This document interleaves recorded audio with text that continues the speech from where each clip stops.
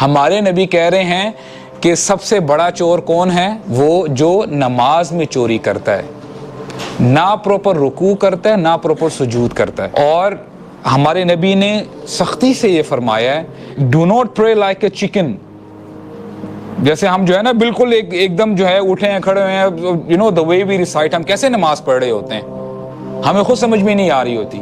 ہم میں سے کتنے لوگ ہیں جو پونڈر کر رہے ہوتے ہیں جب الحمدللہ رب العالمین، اس پہ سوچو تو صحیح، پونڈر کرو تو صحیح کہ تم کیا کہہ رہے ہو۔ قرآن مجید میں بار بار اللہ تعالیٰ فرماتے ہیں الذین یقیمون الصلاۃ ومما رزقناہم ینفقون، وہ نماز قائم کرتے ہیں، صرف پڑھتے نہیں ہیں۔ صحابہ اکرام کے بارے میں وہ کہتے ہیں لا یرون شیئا من الاعمال ترکہ کفرا غیر الصلاۃ، کہ صحابہ اکرام کسی بھی چیز کو اعمال میں سے، جو بھی ہمارے اسلام کے اعمال ہیں نا، کسی کو کفر نہیں سمجھتے تھے غیر الصلاۃ، سوائے نماز کے۔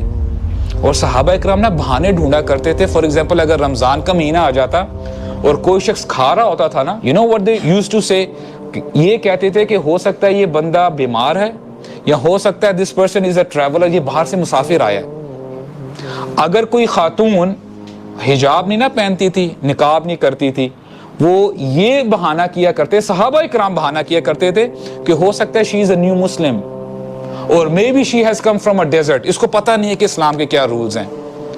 لیکن اگر وہ کسی بندے کو دیکھ لیتے نا کہ وہ نماز نہیں پڑھ رہا، تو اسی وقت ہی کہتے کہ he is a disbeliever، یہ مسلمان نہیں ہو سکتا۔ کیوں؟ کیونکہ نبی کریم صلی اللہ علیہ وسلم نے فرمایا العہد الذی بیننا وبینہما الصلاۃ من ترکہا فقد کفر، جو چیز فرق ڈالتی ہے نا مسلمانوں میں اور غیر مسلمز میں، نان مسلمز، وہ کیا ہے؟ نماز۔ اور جس نے من ترکہا، جس نے اس کو چھوڑ دیا، فقد کفر، وہ کفر میں ہے۔ بندہ اپنے آپ کو جو مرضی سمجھتا پھرے۔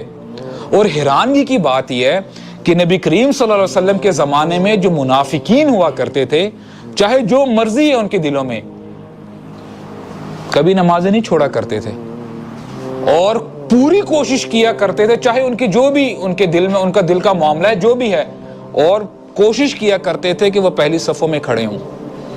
نبی کریم صلی اللہ علیہ وسلم اپنی امت کو چھوڑ کے گئے تھے جب ان کی امت نماز پڑھ رہی تھی۔